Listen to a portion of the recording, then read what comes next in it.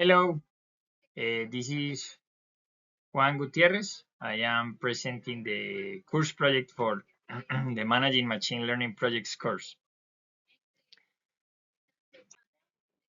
The purpose of this initiative is to use it in the current company I work, which is Renauer International, to go from reactive reporting to proactive data-driven planning. Today, in the company, we analyze results after the period closes, the business period. What we want to do is to anticipate what is coming, specifically recruits and cheap sales. So my leadership can make better decisions before the business period ends.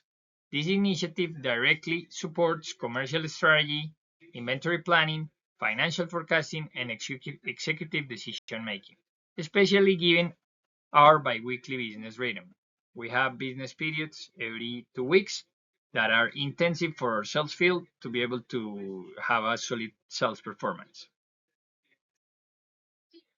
We evaluated this opportunity using 3 simple criteria. Is there a problem? Can machine learning help? And does someone care? First, yes, there is a clear problem. Forecasting today is largely manual, inconsistent across markets, and often reactive.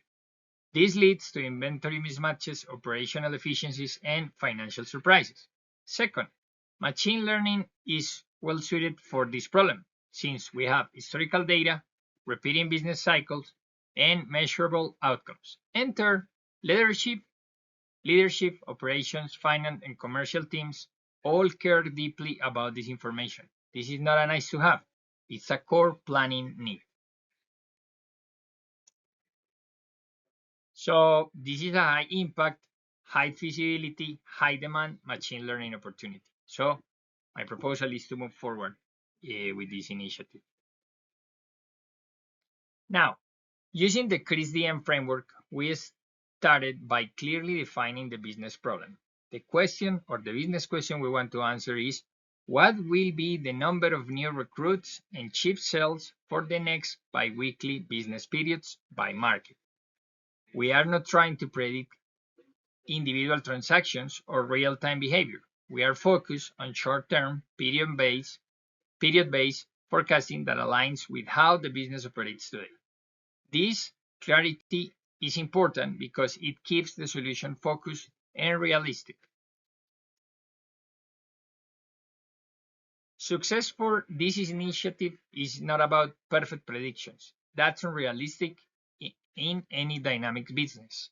From business perspective, success means fewer surprises, better inventory alignment, and more confident planning conversations.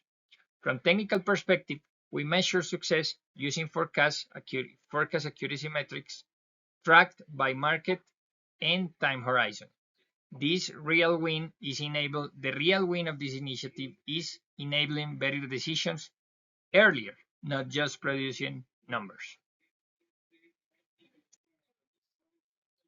We identified several factors that influence recruiting and sales performance. These include historical trends, promotions, product availability, seasonality, channel mix, and market-specific behaviors. This confirms that the problem is not abstract.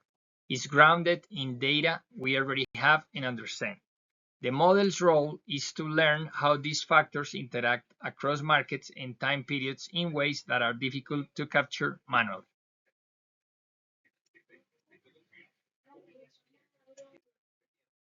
We are proposing a very controlled validation approach. First, we are going to backtest the model using historical data to see how it will have performed compared to our current forecasting methods.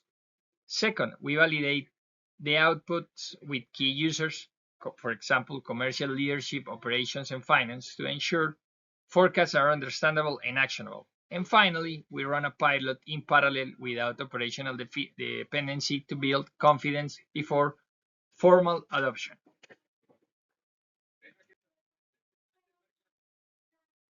At a system level, we made 3 key decisions. First, this will be a cloud-based solution to support global scalability and centralized governance. Second, we will use offline model training with scheduled retraining rather than real-time learning. And third, predictions will be generated in batch, aligned to our business periods. These choices balance value, simplicity, and operational risk.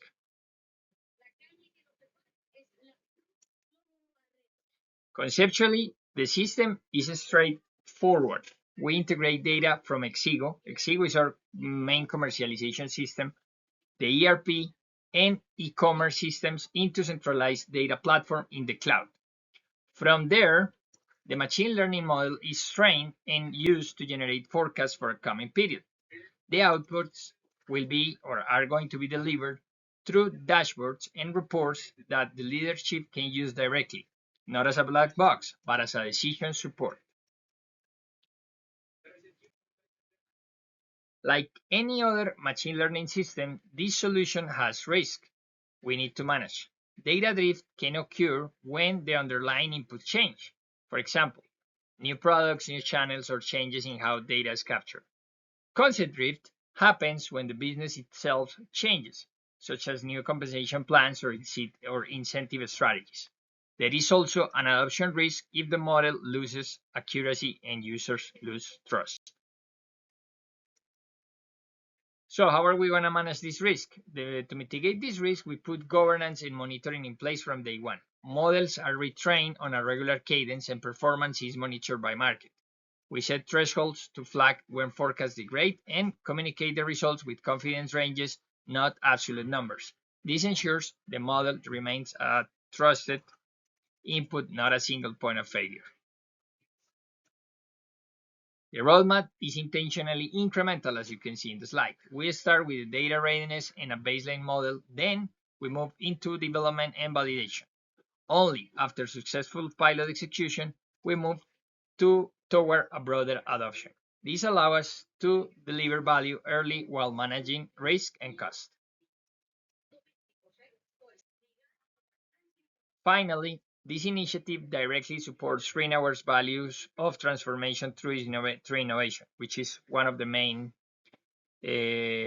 core values of our global strategy, and also offers simplicity in the execution.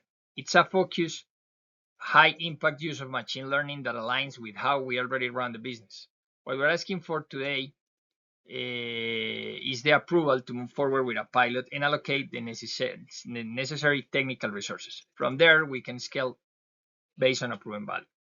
So thank you very much. As you notice, I was talking or doing my speech as a team is because I am using the learning that we're having through the course and through the whole specialization to be able to apply it in my work, my real work. So this is why I'm conducting the presentation, and actually I'm considering taking this to the executive team to get the approval to be able to get the resources, as you could see. So thank you very much. Have a nice day.